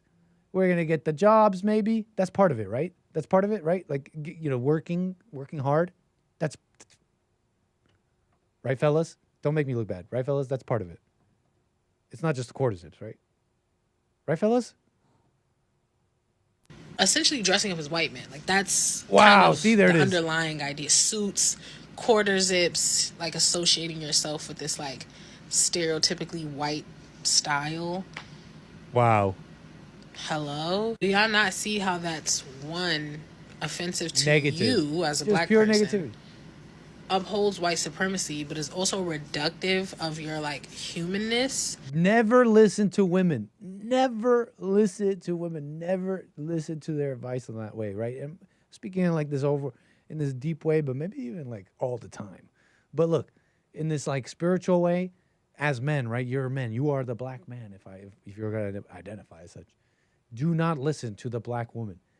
Never, ever listen. And men, the man of the world, do not ever listen to the woman. The quarter zip movement is anti-black. And just for the purpose of this video, I got on the quarter zip. Now, I'm going to tell you what's anti-black. When you go around and you unalive somebody who look just like you, you take the life of somebody that look just like you. All right. You need to dress like an N because that's all you'll ever be. Carver, so succinctly translating what that last woman basically said in her heart and in her spirit. Carver, thank you for that. The quarter zip movement is anti-black. And just for the purpose of this video, I got on the quarter zip. Now, I'm going to tell you what's anti-black. When you go around and you unalive somebody who look just like you, you take the life of somebody that look just like you. All right, you go and you rob and steal and scam from people that look Wait, is she spitting? Just like you. That's extremely anti-black. See, nothing that actually hurts the community seems to be anti-black. But anything that is part of trying to... Oh, I think she's sticking up for them. ...improve it always seems to be anti-black. Ain't that crazy? Ain't that crazy that anytime there's a movement where somebody is trying to actually push the community into a positive direction, all of a sudden it's so anti-black. Well, I think she's standing up for them. And then it becomes you trying to impress other races of people. Let me break something down for you. While you be doing all of that history of research and looking back on your ancestors, look up how your ancestors dressed. Look how they carried she's totally standing up for them. Self. I think she's spitting. Right? What y'all do right now is absolute trash in comparison to what they did back in the day. So we support the quarter zips. It's a quarter zip. It's a quarter zip. Okay. But there was these other women. I saw these. She's obviously responding to some of these videos too. I saw them as well. A number of them. They're just, and it's the ladies, and they're just dogging the man like, you look stupid. You look stupid. Where are your quarter zip? Oh yeah. Oh yeah. Well, don't nobody wear Steve Madden no more. How about that? Don't nobody wear Steve Madden no more. Anyways, moving on. In the last few minutes of the show, we got Josh out of Georgia. Appreciate your call. You're on the air. Don't nobody wear Steve Madden no more, man. You see, they're out there looking crazy. You want to complain and criticize others, and don't know, but out here looking like that. And it's like, listen, ladies, they don't even wear Steve Madden no more. Stop acting like you're that high up. Yeah, yeah, that's just how they are, man. They can't help it. Mm-hmm. You can't help. Don't blame her. That's right. Yeah, it's just the number one rule is they want the guy who don't want them. I think that's what the universal rule around all women. They can sense whether you want them or not, and if you like don't need them or don't really want them, that's when they want you. Interesting. I think that's what it is. I've seen that so much. Yeah. Yeah. And that's the what the Lord is my shepherd, I shall not want. You're not supposed to want. A man is not supposed to want, right? For anything, right? But you're right. I think it's an instinctual thing, and I think it's because it's a dangerous thing, man. Like someone that is desperate and is weak is dangerous. Weak. And it's like, oh, baby, I'll do anything for you. I love you. Da, da, da. That turns them off eventually, and that they start knowing it's dangerous. Actually, it's weak and it's gross, but they overreact, right? And so they start hating it. Yeah. That's how I've been my whole life. That's probably why all my relationships fail with women, man. Because if you're addicted to the S, you know, you need them, you know. And they know this. And they know that. They'll know they hate you, and they hate you for the weakness. Yeah, they hate that. They can see you way too into that stuff, the S thing. Yeah. Yep. And but yeah, about that before this you was talking about the hot crazy matrix, man. Oh yeah. Yeah. That's pretty solid. I remember that back in high school. There's this video of the guy explaining it on YouTube with the tie. Classic. Like a nerd guy. He explains it perfectly. Yep. On and but you know, I would take that that's evolved, man, for me in my older years. I would like hot is subjective, right? Explain. And you know, like would you say beauty is it's like some people find this girl hot, but you won't, you know, based off of what your opinion, right? Sure. It's not objective. Would you say a hot woman is objectively hot, or it's all subjective, right? I think it's subjective things operating on objective things, and so you get a range, but it's never too crazy. It's never too wild. There's no such thing as diverse. Here's the word. It's never that diverse. It follows a pattern and it follows a range, sure. So it's I think it's subjective opinions and stuff operating on objective things is more accurate because, you can take you can take someone that's like, let's say you take the so to speak hottest girl in the world. You'll have a whole bunch of people saying you'll have, and you take all the men. I don't know if everybody will agree that she's the hottest in the world, but all those men will say no, but she's pretty darn hot. She's still up there. You see what I'm saying? Right. So there you go. And I mean, wasn't it on your show? Remember, old Mead said there's no such thing as a 10? Or that may have been Punchy Hell TV. Yeah. Or so, remember that a long time ago? I can't remember. Yeah, we had this conversation. Yeah. There's no tens. I forget who said it. I don't know. I don't know. I was talking in your Discord with we were talking about this, and we were talking about how freaking the one you're attracted to, like there can be an attractive woman. She's attractive, but for some reason you're not really attracted to her for whatever reason. Oh, for sure. I have a great example for you, by the way. What's that? Are you familiar with Sabrina Carpenter? Yeah. Okay. Yeah, I see her. She is young, pretty, long hair. Blonde, right? Blonde. Yeah. Dresses slutty. Right. Is out there flaunting. Like, there's no... There should be... It should almost be like maybe no question. Yeah, sure, maybe the more enlightened man will be like, hey, I'm not just going to become an animal the moment I see a hot woman. But let's say for the masses, Sabrina Carpenter should be, right? There should be no real question. Yet she comes up a lot as to why it's kind of questionable, why men debate it. And it's like, why is this even debatable? And I'll tell you why. Because, let me play a little video. This is like a little snippet of like a music video of hers.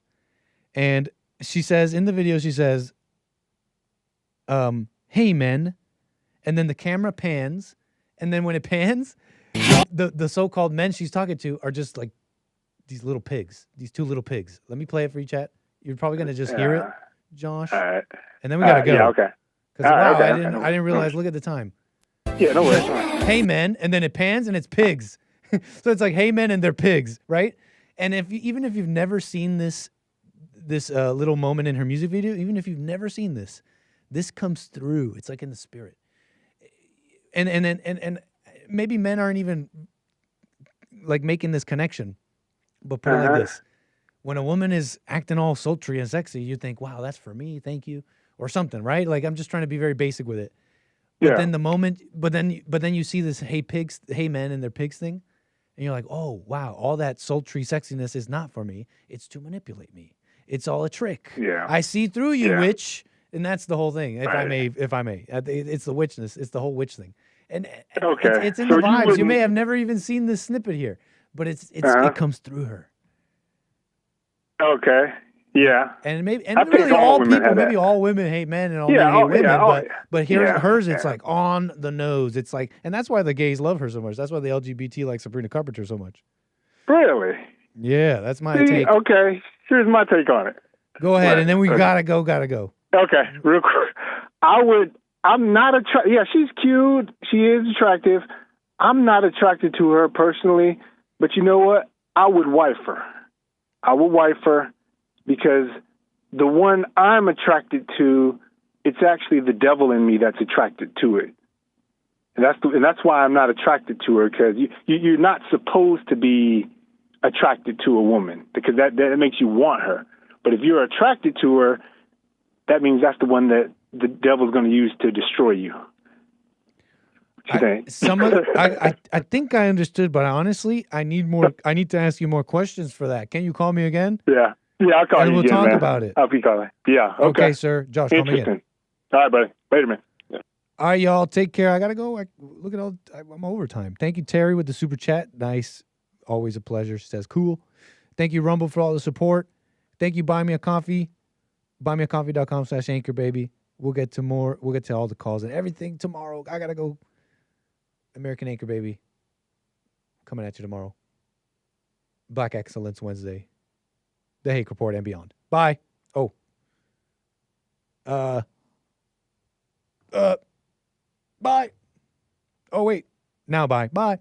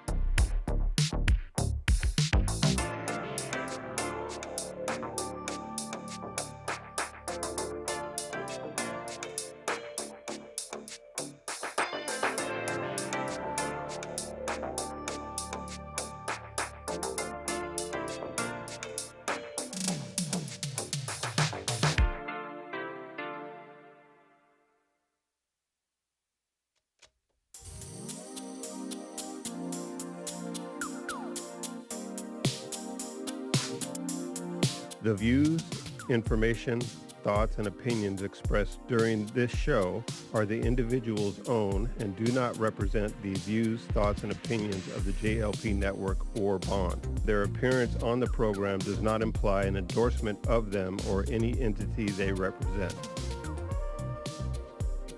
The material and information presented here is for general information purposes only. The JLP Network and Bond name and all forms and abbreviations are the property of its owner, and its use does not imply endorsement of or opposition to any specific organization, product, or service.